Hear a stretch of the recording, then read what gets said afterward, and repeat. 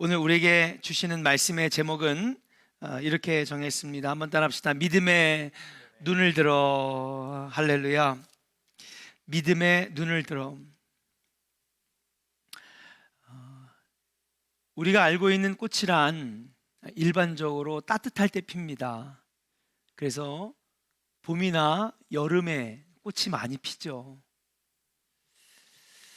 또 그렇지만은 가을에도 피는 꽃들이 있습니다. 국화라든지 각시투구꽃이라든지 코스모스라든지 이런 꽃들이 가을에 피는 것입니다. 그래서 봄과 여름이 제일 많이 피고 다양한 종류의 꽃들이 피고 가을에도 꽃이 핍니다.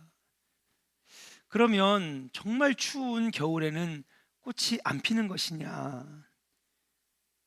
겨울에도 꽃이 핍니다. 드물지만 겨울에도 꽃이 피죠. 추운 겨울 바람 속에서도 화려하게 피어나는 꽃들이 있습니다. 예를 들면 동백꽃이 있습니다. 12월과 그리고 봄이 시작되는 3월 사이에 피어나는 꽃인데요, 이 동백꽃은 겨울동자 이름백 해가지고 겨울에 피는 꽃의 이름, 그래서 동백꽃이라고 합니다. 또 겨울에는요 수선화가 핍니다. 예. 겨울을 대표하는 꽃인데 12월 즈음에 꽃망울을 틔어 3월까지 피어 있는 것, 이것이 수선화입니다. 그리고 겨울에 피는 꽃 하면 빠지지 않는 꽃이 있는데 그것이 매화라고 합니다. 저는 식물에 약합니다. 잘 몰라요. 그런데 이것을 읽는데 굉장히 흥미롭더라고요.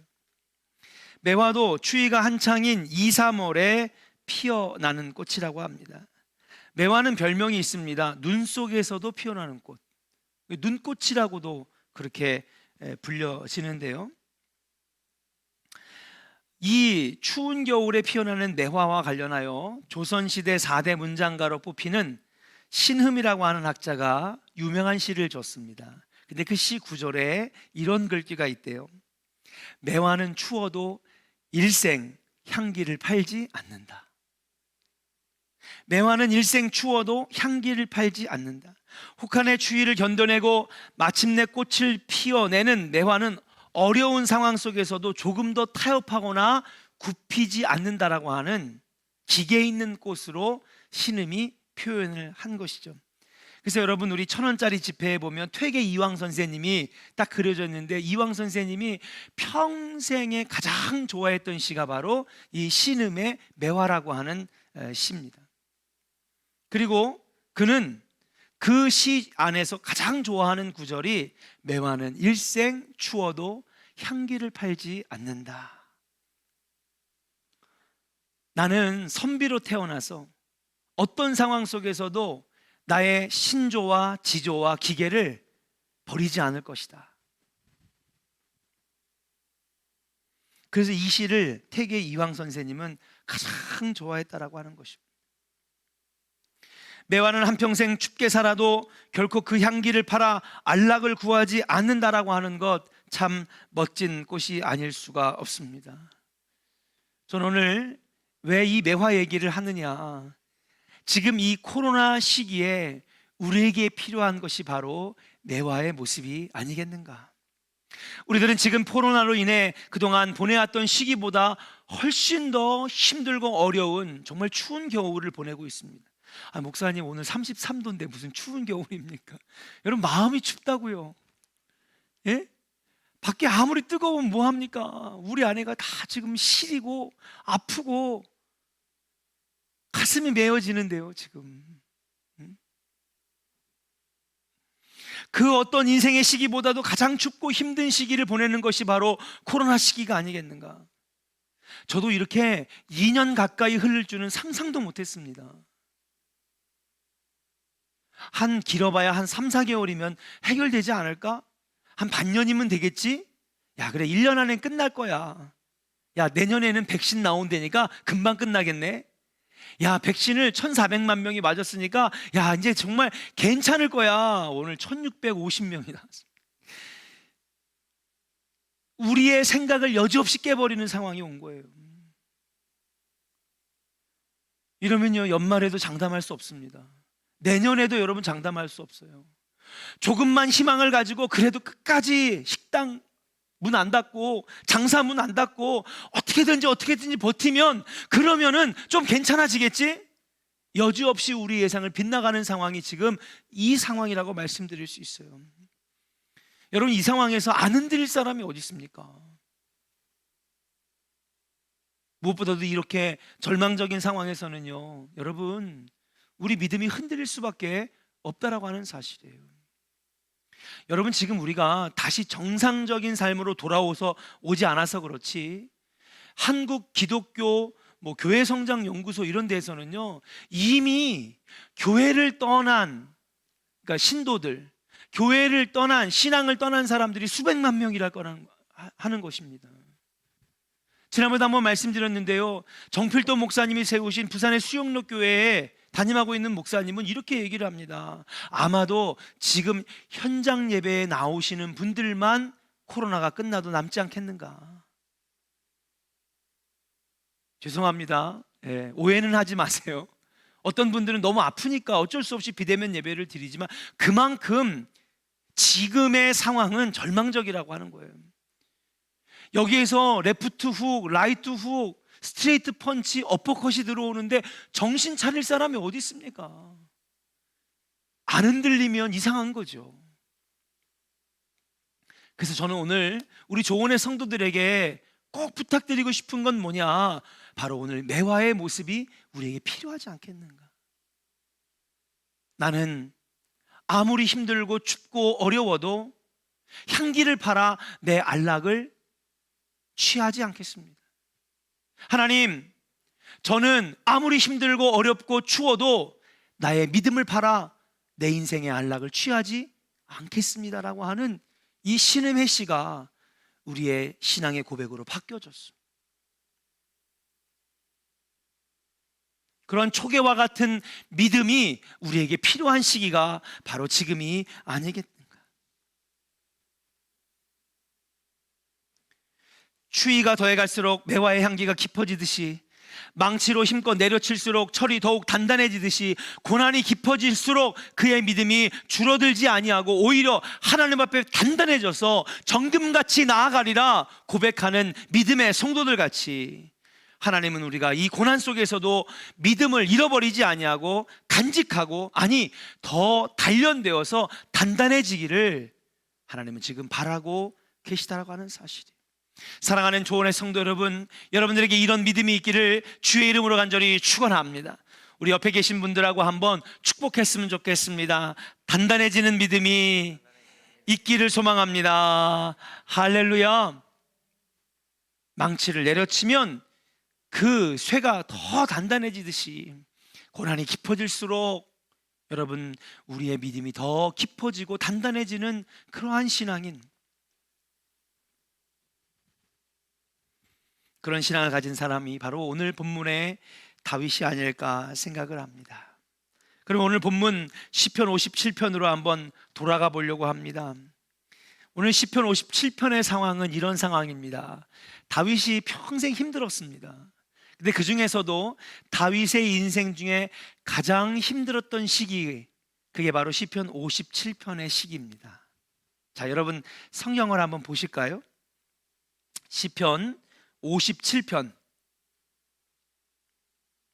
자, 그러면 여러분 57편에 들어가 보면 여러분 성경 말씀이 쭉 나오지만 그 57이라고 써 있는 오른쪽에 소제목들이 있죠. 여러분 뭐라고 써 있는가요? 화면 한번 띄워 볼까요? 자, 다윗의 믹담시. 성경 구절 말고요. 그래요? 맞네. 다윗의 무슨 시? 믹담시래요. 믹담시. 자, 한번 보겠습니다. 이 믹담이라고 하는 말은 죄를 덮는 시, 속죄의 시, 이런 뜻입니다. 그러니까 아마도 하나님, 제가 뭘 그렇게 잘못했길래 이렇게 힘들까요? 만약에 제가 죄를 지었다면 저를 용서해 주세요 라고 하기 때문에 믹담시라고 적은 것입니다. 자, 그 다음에 그 옆에 가보면 이렇게 써 있어요. 여러분 성경에도 똑같이 써 있을 것입니다. 인도자를 따라 알데스엣에 맞춘 노래, 또는 그냥 아까 거 보여주세요. 옛날 성경에 보면 영장을 따라 알데스엣에 따른 맞춘 노래라고 하는 것입니다. 여기서 인도자라고 하는 거, 영장이라고 하는 말은요, 지휘자입니다. 여러분, 시가 뭐예요? 이 시편은요, 여러분, 음률을 붙일 수 있는 시잖아요. 그래서 이걸 가지고 많은 사람들이 찬송가도 만들고 복음성가도 만들고, 그리고 실제로 이런 시들이 여러분 다윗의 궁전에서 또는 성전에서 성가대를 조직해서 노래가 붙여져서 노래로 불려졌습니다. 성가대 곡이 되었던 거죠. 그러니까 여러분, 지휘자에 따라서 여러분 알데스엣에 맞춘 노래라는 것입니다. 지휘자를 따라. 그럼 알데스엣은 뭐냐? 멸하지 마옵소서, 파괴하지 마옵소서라고 하는 뜻이에요. 따라합시다. 알데스엣. 알데스엣은 멸하지 마소서, 저를 파괴하지 마소서. 그러니까 믹담시는 뭐냐 하면은요, 믹담시는 제가 죄를 지었습니까? 주님, 저의 죄를 용서하시고 저를 멸하지 마옵소서. 안 읽어도 이 소제목만 보고도 어떤 내용인지를 알 수 있는 거예요. 주님, 저의 죄가 많습니까? 주님, 제가 죄인입니까? 라고 하면서 주님, 저를 멸하지 마옵소서, 저의 인생을 파괴하지 마옵소서 라고 하는 것입니다. 자, 그 다음 마지막에 나오죠. 이게 진짜 근거입니다. 뭐라고 되어 있습니까? 다윗이 사울을 피하여 굴에 있던 때, 완전히 궁지에 몰려가지고요, 이스라엘은 수많은 석회암 동굴이 있거든요. 굴과 이 동굴 저 동굴을 도망 다니면서 여러분 못 찾아요. 얼마나 굴이 많은지. 여러분, 석회암 동굴이 왜 이렇게 많으냐 하면요, 여러분, 당연히 석회암은 물에 잘 이렇게 녹아내리고 침식되기 때문에, 그렇다고 해서 지금 물을 싹 뿌린다고 동굴이 만들어지는 건 아니에요. 한참의 시간 동안에 흐르면, 다른 데는 바위나 화강암은 안 깎이지만 석회석은 훨씬 더 빠른 속도로 깎이기 때문에 굴이 많은 거예요. 이 동굴 저 동굴 이 동굴 저 동굴로 도망 다니면서 간신히 목숨을 부지할 때 썼던 시가 바로 시편 57편. 골리앗을 죽인 때도 아니요, 사울을 치료해줬던 치료자 때도 아니요, 나중에 왕이 되어서 여러분 왕권이 생긴 때도 아니요, 그의 인생에 가장 힘들고 비참했던 시기, 가장 어려웠던 시기에 썼던 바로 시가 시편 57편이라고 하는 것입니다. 시편 57편 1절을 한번 같이 읽어보겠습니다. 뭐라고 적혀 있나요? 같이 읽어볼까요? 시작. 하나님이여 내게 은혜를 베푸소서, 내게 은혜를 베푸소서. 내 영혼이 주께로 피하되 주의 날개 그늘 아래에서 이 재앙들이 지나가기까지 피하리이다. 할렐루야. 뭐라고요? 이 재앙들이 지나가도록. 그러니까 지금 사방에서 재앙이 몰려오고 있는 것입니다. 주님의 날의 아래 피할 때까지 나를 이 재앙으로부터 지나가게 하여 주시옵소서. 하나님의 도우심이 없이는 살 수 없고, 재앙이 너무 힘겨워서 주님 아니면 이제는 마지막 잡을 수 있는 지푸라기는 주님밖에 없습니다. 실제로 그랬습니다. 이때 다윗을 현상금을 걸어놓고 전국 각지에서 소위 말하는 킬러들이죠, 어쌔신들, 암살자들이 여러분 다 다윗을 잡으려고 혈안이 됐습니다. 왜요? 다윗만 잡으면요 평생 일 안 하고도 먹고 살 수 있는 어마어마한 금은보화를 약속했기 때문에 이 다윗을 죽이려고, 심지어 다윗을 밀고 하면 엄청난 포상금을 받았다라고 하는 것입니다. 그런 가운데에서 나를 버티게 할 수 있는 분은 오직 하나님밖에 없다는 것입니다. 4절 한번 이어서 한번 보겠습니다. 어떤 상황인가 같이 한번 읽어볼까요? 시작. 내 영혼이 사자들 가운데에서 살며 내가 불사르는 자들 중에 누웠으니 그 사람의 아들들 중에라. 그들의 이는 창과 화살이요 그들의 혀는 날카로운 칼 같도다. 그렇죠. 4절의 말씀이 바로 그런 상황을 말해줍니다. 지금 내가요 사자들 사이에 가운데에 놓여 있다는 거예요. 나를 못 잡아먹어서 안달인 사람들로 둘러싸였고요, 자고 일어났더니 보니까 사방에서 그냥 막 불이 나고요, 나를 태워 죽이려고 불 지르는 그 사람들이 다 사람의 아들들이라는 거예요. 하나님의 사람들이 아니라, 하나님의 아들들이 아니라, 하나님의 자녀들이 아니라 세상에 돈에 눈이 멀어서 나를 잡으려고 찾아오는 사자와 같은 사람, 나를 불질러 죽이려고 하는 그런 사람들이 지금 내 주변을 둘러쌌다라고 하는 것, 여러분 지금 얼마나 절박한 상황인지를 1절과 4절 말씀, 아니 그 뒤에도 6절에도 사방에 나를 잡으려고 웅덩이를 파놨다고 그렇게 말을 하고 있는 것입니다. 죽음을 눈앞에 둔 그대로 다윗의 인생에서 가장 큰 위기의 상황입니다. 아까 읽었던 그 시처럼 인생의 가장 혹독하고 추운 겨울이 찾아온 것이죠. 그런데 그때에 다윗은 매화와 같은 신앙을 가지고 있었습니다. 아무리 힘들고 춥고 어려워도 그 가운데에 향기를 팔아 내 안락을 취하지 않은 것처럼 하나님을 향한 믿음을 팔지 아니하고 내 믿음을 지켰다라고 여러분은 고백하고 있어요. 그 증거가 뭐냐? 오늘 말씀의 마지막 절인 대미를 장식하는 결론의 말씀입니다. 같이 한번 읽어볼까요? 7절 말씀입니다. 시작. 하나님이여 내 마음이 확정되었고 내 마음이 확정되었사오니 내가 노래하고 내가 찬송할지로다. 아멘.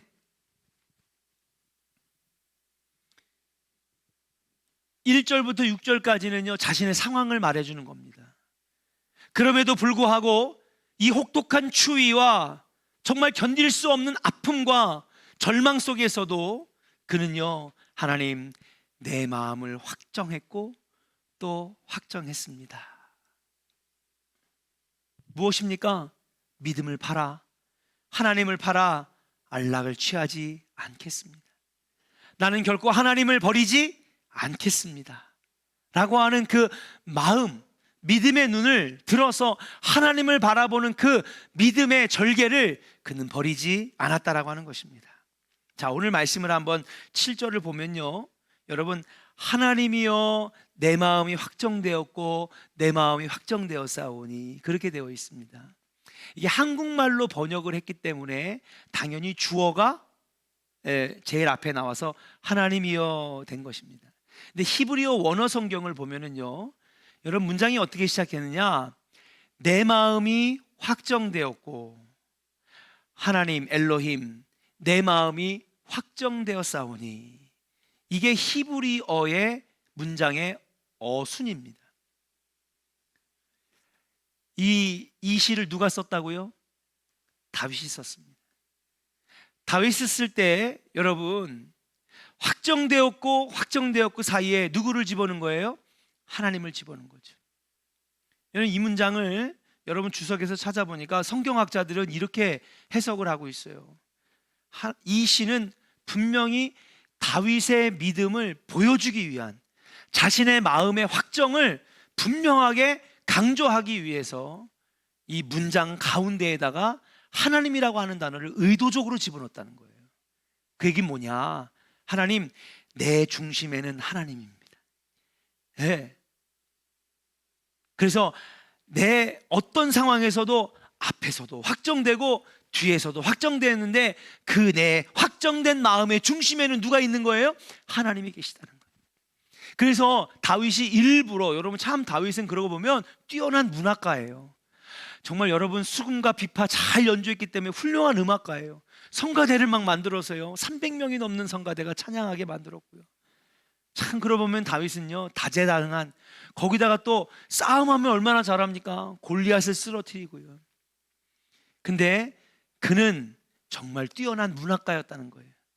이렇게 문장을 통해서 자신의 믿음을 드러낼 수 있을 정도로 여러분 뛰어난 문장 실력을 발휘한 문학가였는데, 그가 의도적으로 다른 히브리어의 시에선 찾아볼 수 없는 주어를 가운데에다가 집어넣는 그러한 문학적인 표현을 통해서 내 중심에는 하나님이 계십니다. 내 마음은 흔들리지 않을 것입니다. 내 마음은 절대로 어떤 추위와 혹독한 고난이 와도 믿음을 팔아 절대 안락을 취하지 아니하겠습니다 라고 하는 표현을 이 시편 57편 7편에서 말했다라고 하는 사실인 줄로 믿습니다. 사랑하는 조은의 성도 여러분, 여러분 중심에도 엘로힘이 계십니까? 여러분 중심에도 하나님이 계십니까? 여러분 확정되고 확정되는 그 확정된 마음이 여러분 중심 안에 있기를 주의 이름으로 간절히 축원합니다. 원수들은 다윗을 잡아 죽이려고 그 앞에 그물을 던지고 있습니다. 다윗을 잡으려고 함정과 깊은 웅덩이까지 파두었습니다. 다윗은 아무도 도와줄 수 있는 사람이 없을 때에, 가장 외롭고 힘든 순간을 보내고 있을 때 얼마든지 포기할 수 있을 만한 상황에 여러분 다가왔습니다. 그때 그가 쓴 시가 바로 57편 7절입니다. 주님, 아무리 힘들어도 내 마음은 확정됐습니다. 누구에게로? 하나님께로. 내 마음은 변치 않을 것입니다. 내 마음은 확정됐습니다. 한 분만 붙들고 의지하며 나아가겠다라고 하는 이 다윗의 신앙이 바로 지금 우리에게 필요하지 않겠는가? 지금 전 세계는요, 코로나로 큰 몸살을 앓고 있습니다.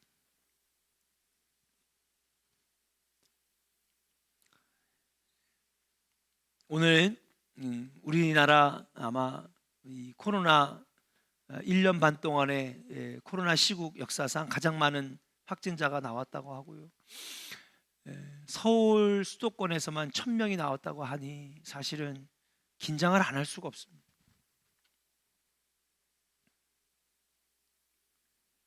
경제와 또 나라의 시스템들이 막 무너지고 가정들이 어려움 당하고 있습니다. 일본의 경우 작년에 통계가 나왔는데 코로나로 사망한 사람보다 코로나로 인하여 경제적인 어려움, 또 절망과 두려움, 그래서 스스로 목숨을 끊은 사람이 코로나로 인해서 사망한 사람보다 2배 이상 많았다고 합니다. 미국이나 한국의 경우에는 코로나19로 인해 찾아온 경제적 어려움과 가족 부양에 대한 큰 부담으로 인해 많은 사람들이 스트레스와 우울증을 경험하고 있는데, 여러분 이런 걸 우리는 코로나 블루라고 합니다. 네. 왜 블루라고 하느냐? 여러분 우울증을 가장 잘 표현하는 색깔이 블루거든요. 푸른색입니다. 그러니까 여러분 우리가 블루스 춘다 그러죠. 블루스. 네. 블루스라고 하는 음악은요, 그 블루스 음악을 만든 사람들이 상당히 우울할 때에, 인생의 어려움을 겪을 때에 작곡했다고 해서 그걸 블루스라고 합니다. 블루라고 하는 파란색은 또는 보라색은 우울한 감정을 표현할 때 쓰는 색깔인데, 여러분 이 블루스가 어디서 나왔느냐? 바로 흑인 음악에서 나왔습니다. 흑인들이 여러분 기쁠 일이 없잖아요. 맨날 채찍 맞고 노예하고 목화밭에서 노예 생활을 하는데 뭐 기쁠 일이 있겠습니까? 그 우울함과 절망 가운데에서 나온 음악이 블루스였고, 블루스가 나중에 재즈가 되고, 재즈가 나중에 R&B가 되고,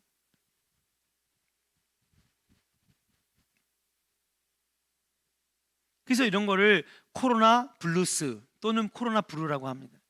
한국과 미국의 이 코로나 블루라고 하는 이 유행이 지금 아주 급속도로 변해가는데, 여러분 솔직히 말해서 오늘 설교를 듣고 있는 성도님들 중에서도 우울함을 상당히 많이 겪잖아요. 미국 CDC에서 지난 6월부터 설문조사를 해보니까 코로나로 인해 미국 성인 35% 이상, 10명 중에 3명에서 4명은 우울증을 지금 앓고 있어요. 어마어마한 숫자입니다. 우울증이 지금 어마어마한 숫자라고요. 지금까지 전 세계에서 우울증을 이렇게 많이 겪은 시기는 없었습니다. 저는 우울증 세미나를 다니기 때문에 머릿속에 통계표들이 다 있는데, 여러분 지금까지 인류 역사상 이렇게 많은 우울증 환자들을 가지고 있었던 때가 없습니다. 미국에 14% 이상이 약물 중독에 지금 걸려 있다고 합니다. 너무너무 우울하니까, 코로나 블루에 걸려 있으니까.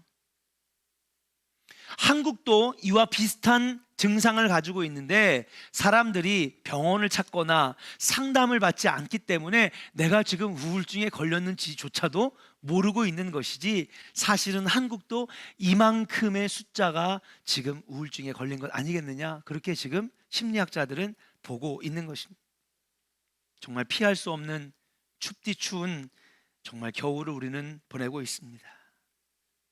이럴 때 여러분 우리는 다윗이 가졌던 믿음의 눈, 그리고 그 중심에 아무리 힘들어도 흔들리지 아니하는 내 마음이 확정되고 확정됐습니다.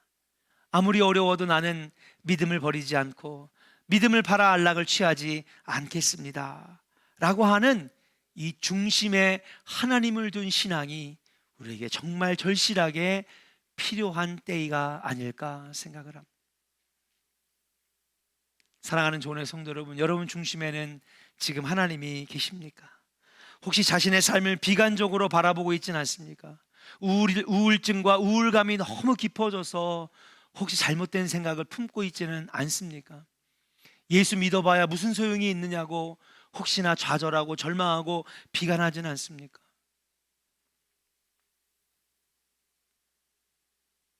성경은 우리에게 분명히 얘기합니다. 아니다.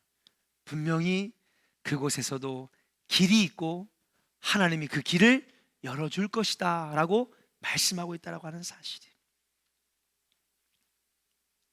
미국에는 지금 이러한 슬로건으로 기도 운동을 펼치고 있습니다.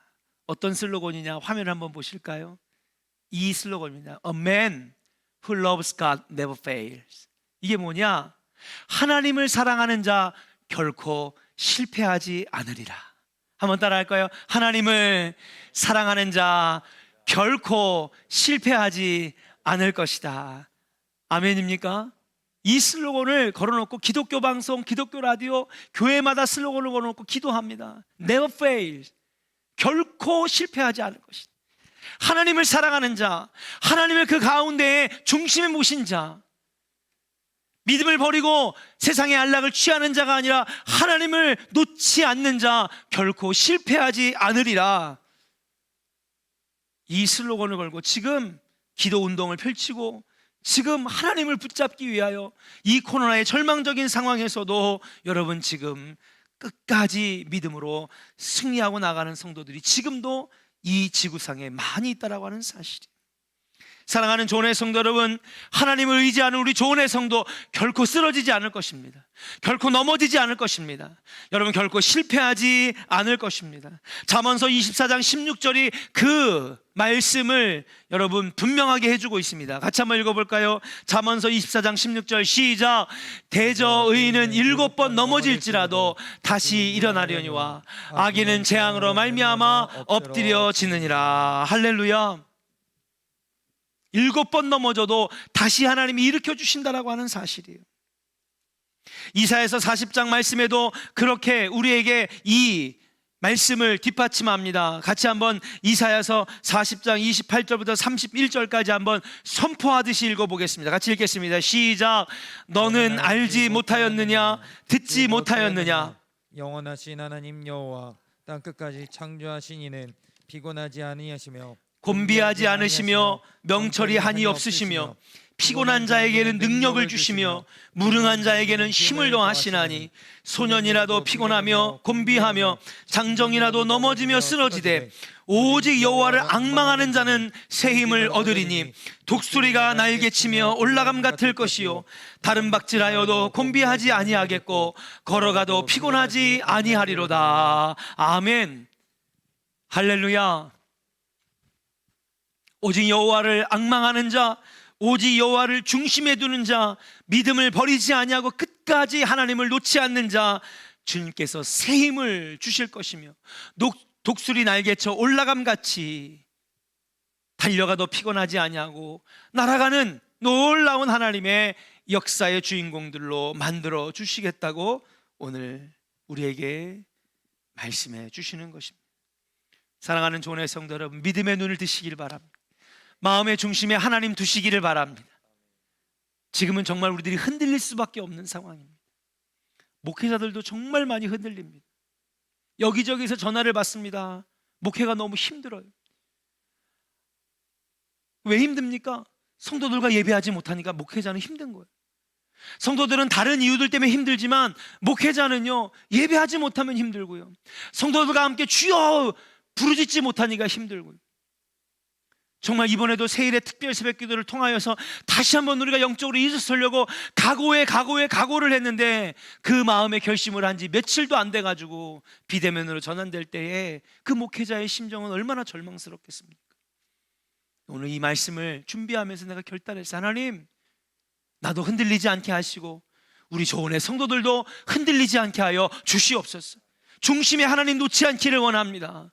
사업이 아무리 힘들어져도, 가정이 아무리 힘들어져도 나는 매화처럼, 나는 다윗처럼 나는 믿음을 팔지 않고 버리지 아니하고 포기하지 아니하고 주님을 놓지 않겠습니다. 그러면 주님도 절대로 나를 포기하지 않으시겠죠. 내가 주님을 포기하지 아니하면 주님은 나를 절대로 실패하지 않게 두실 것입니다 라고 하는 오늘 그 기도의 제목이 저에게 주어졌다라고 하는 사실이에요. A man who loves God never fails. 하나님 사랑하는 자 결코 실패하지 않을 것입니다. 믿음의 눈을 들어 하나님 중심에 두시고 여러분 이 비대면의 시대를 잘 이겨내시는 우리 조은의 성도들 되시기를 주의 이름으로 간절히 축원합니다.